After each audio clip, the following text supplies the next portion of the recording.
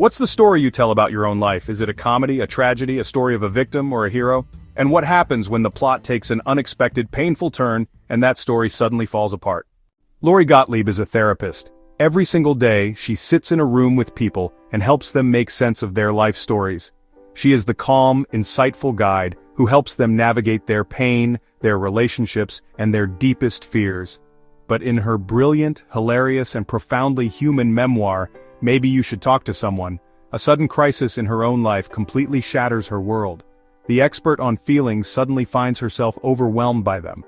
The therapist, it turns out, needs a therapist. This book is a journey into the heart of the human condition, a rare and unflinchingly honest look at our shared struggles, told from both sides of the therapist's couch.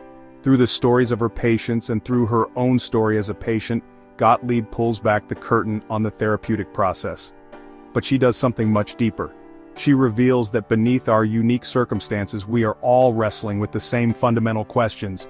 Questions of love and loss, of meaning and mortality, of connection and change. This is not just a book about therapy, it's a book about what it means to be us.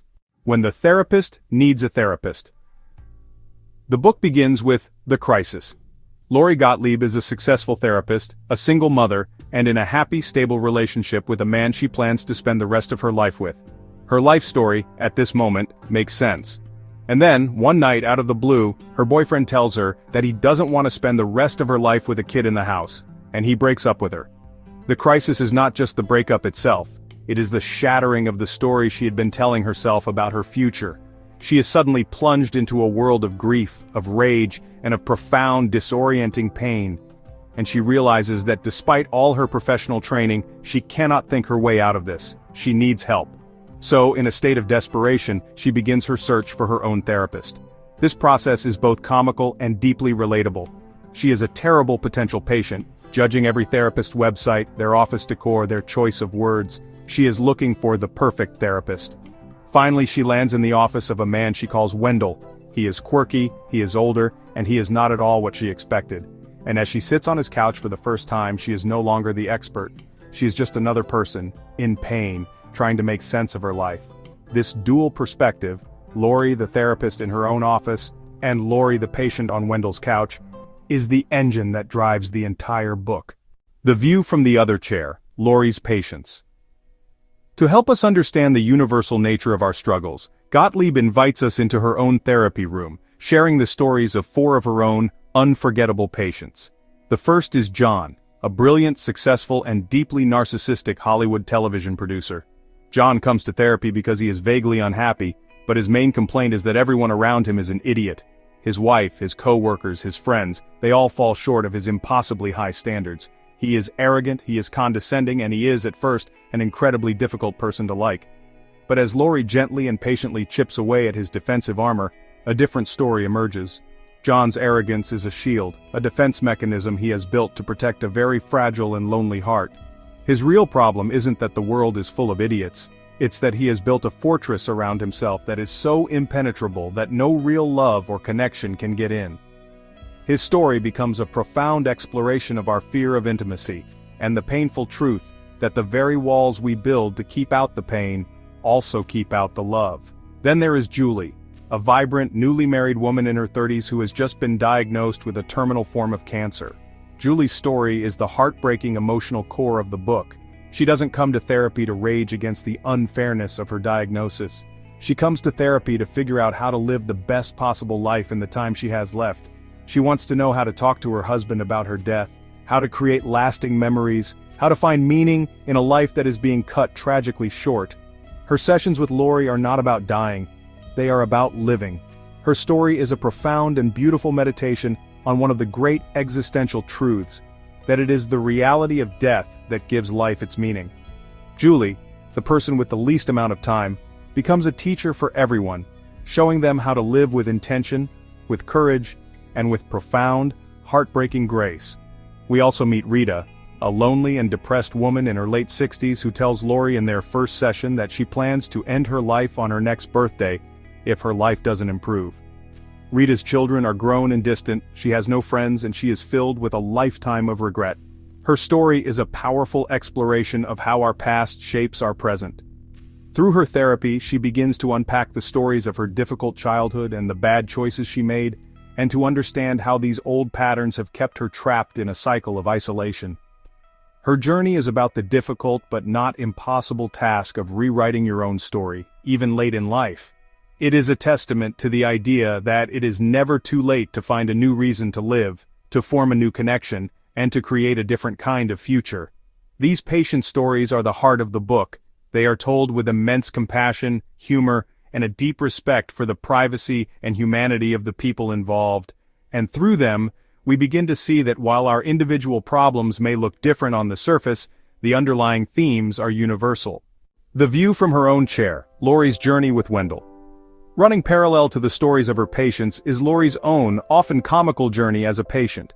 On Wendell's couch, she is no longer the calm, wise therapist. She is a mess. She resists his questions. She tries to intellectualize her feelings, to use her own therapeutic knowledge as a shield. She wants him to give her a quick fix, a magic bullet that will take away her pain. But Wendell, her therapist, is patient. He doesn't give her easy answers. Instead, he gently and persistently helps her to see the patterns in her own life. He helps her to see that her crisis over the breakup is not just about the loss of a man. It is a form of what he calls idiot compassion. Her tendency to put up with things she shouldn't, to avoid conflict, to be the nice one. He helps her to see that her grief is connected to a deeper, more existential fear of uncertainty, of loneliness, and of her own mortality. Her therapy is a slow and often frustrating process of self-discovery. She is forced to confront her own blind spots, her own defense mechanisms, and her own deeply human vulnerabilities. This is one of the most brilliant and generous parts of the book. By showing us her own struggles as a patient, she completely demystifies the therapeutic process. She shows us that therapists are not all-knowing gurus who have all the answers. They are just people. They are, as the book beautifully puts it, fellow travelers on the difficult journey of being human.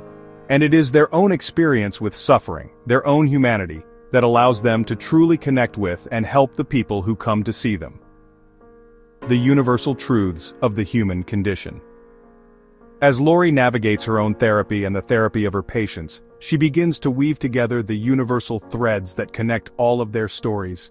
She realizes that everyone, in their own way, is grappling with the same ultimate concerns of the human condition, the big existential questions that haunt all of us. The first of these is freedom and responsibility. This is the terrifying but ultimately liberating idea that we are the authors of our own lives.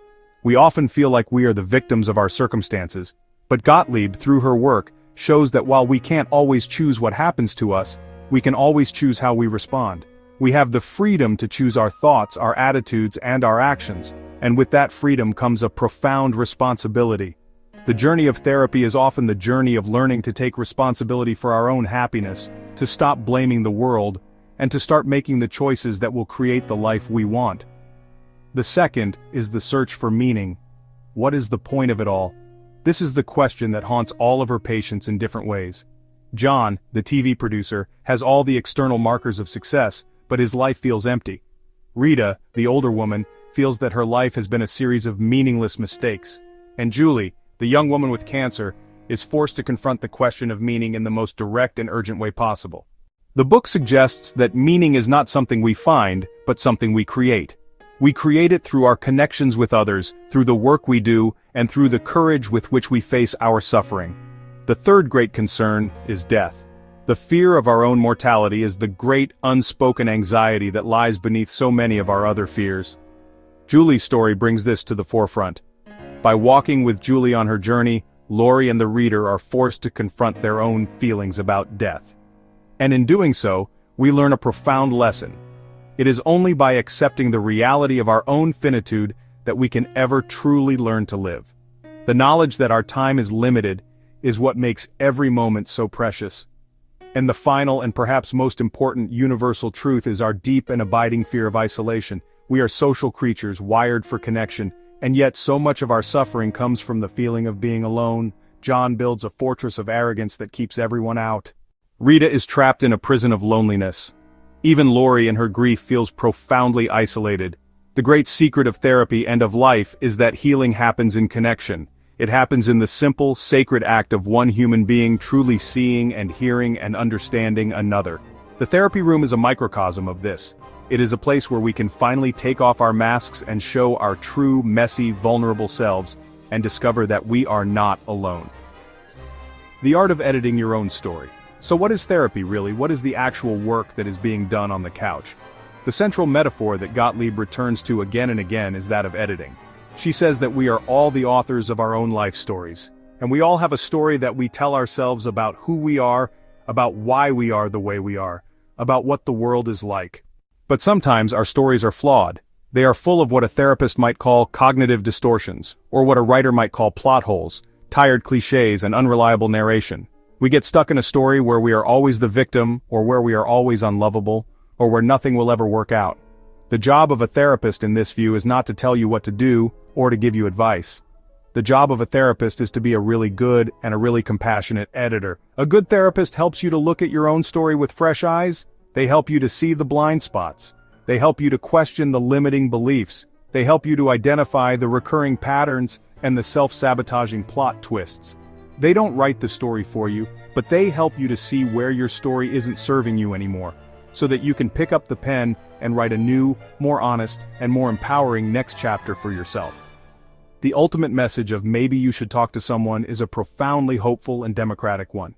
It is a reminder that we are all more alike than we are different. We are all flawed, we are all vulnerable, we are all just trying to figure it out. And we all have the capacity to change. The book is a beautiful and moving tribute to the messiness of the human condition, and to the incredible power of human connection to heal our deepest wounds. It is a deep inquiry into what it means to be truly seen. If you believe that the most important stories are the ones that reveal the beautiful, messy, and shared truth of what it means to be human, then you are in the right place. Welcome to Geeky Philosopher. Subscribe, and let's continue the journey together.